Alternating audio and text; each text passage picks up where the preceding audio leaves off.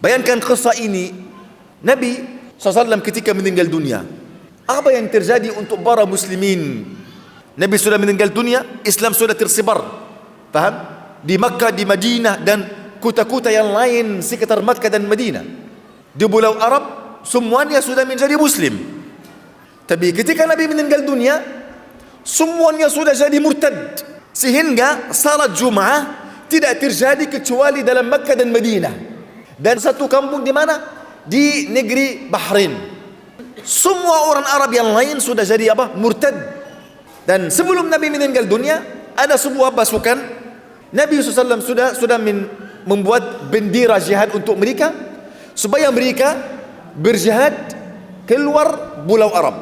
Siapa yang ketua mereka? Usama bin Zaid. Usama bin Zaid bersama banyak tentara. Nabi SAW sudah suruh mereka untuk berang para musyrikin Romawi. Dan Usama sudah pergi berapa malam. Ketika beliau sudah ada kabar bahwasannya Nabi sakit sekali dan hampir meninggal dunia, lalu Usama bin Zaid lakukan apa? Kembali kepada kota Nabi SAW, dan beliau duduk untuk merawat Nabi SAW sehingga Nabi sudah meninggal dunia. Yang sudah khalifah setelah Nabi siapa? Abu Bakar Siddiq radhiyallahu anhu. Ketika Abu Bakar Siddiq sudah jadi khalifah dan semua orang Arab sekitar selain Makkah dan Madinah sudah jadi murtad, Abu Bakar Siddiq ada dua pilihan. Semua sahabat berkata untuk Abu Bakar Siddiq, janganlah engkau mengirim pasukan Usama bin Zaid di luar Makkah dan Madinah. Kenapa? Karena kita butuh mereka untuk kita berperang orang murtad. Ada orang munafikin, ada orang yang sudah jadi murtad, mereka semua akan menirani kita. Ketika kita mengirim pasukan Usama bin Zaid untuk orang Romawi, pasti kita akan limah. Ini saran siapa? Para sahabat.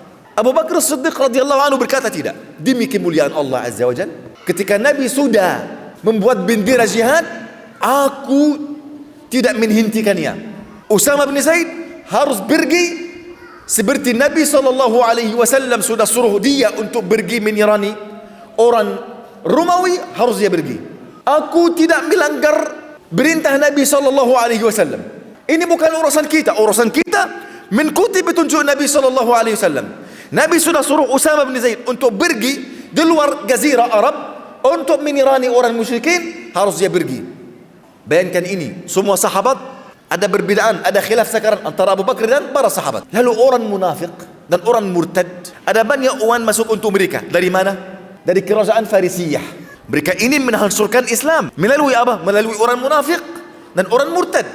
Lalu ketika orang munafik mereka melihat bagaimana apa yang dilakukan oleh Abu Bakar Siddiq dan para muslimin. Ketika mereka melihat pasukan Usama bin Zaid sudah keluar dari Madinah menuju kerajaan Romawi, mereka berkata apa?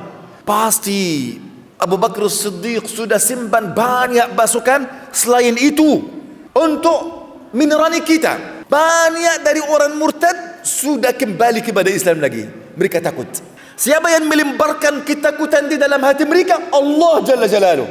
Ada tentara Allah yang tersembunyi. Janganlah engkau merasa takut, janganlah engkau merasa gelisah. Ketika engkau di dalam ketaatan kepada Allah, biarkan Allah yang mengatur urusanmu. Janganlah engkau fikir hanya engkau di mana, kaki anda di mana, apakah di dalam petunjuk Rasulullah atau di luar. Apakah engkau di dalam ketaatan kepada Allah atau keluar? Apakah anda di dalam jalan menuju surga Allah atau ke neraka? Ini yang engkau harus uruskan. Semua banyak orang murtad sudah jadi muslim lagi tanpa Abu Bakar menyerang mereka. Subhanallah. Karena mereka takut. Mereka berkata, pasti Abu Bakar sudah simpan banyak pasukan yang paling kuat.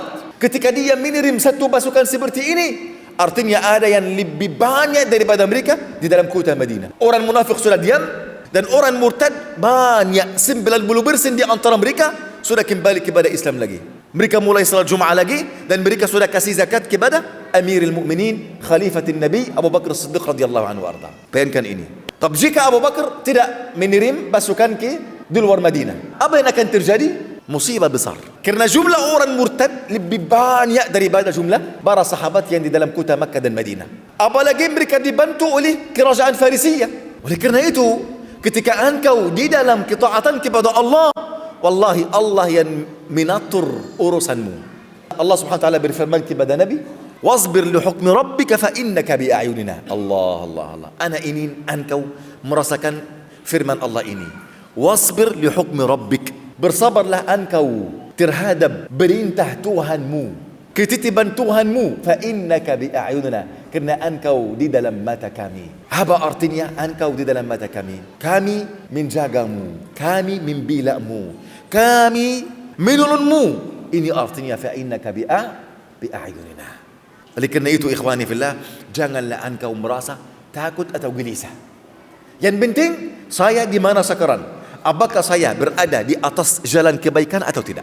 Apakah saya berprasangka baik kepada Allah atau buruk kepada Allah? Apakah saya ridha kepada Allah atau tidak ridha? Apakah saya sudah memenuhi rukun-rukun iman atau belum? Apakah saya sudah mempelajari mana rukun iman, mana amalan yang batal iman saya atau tidak? Ini ya ikhwani yang kita harus siapkan. Faham?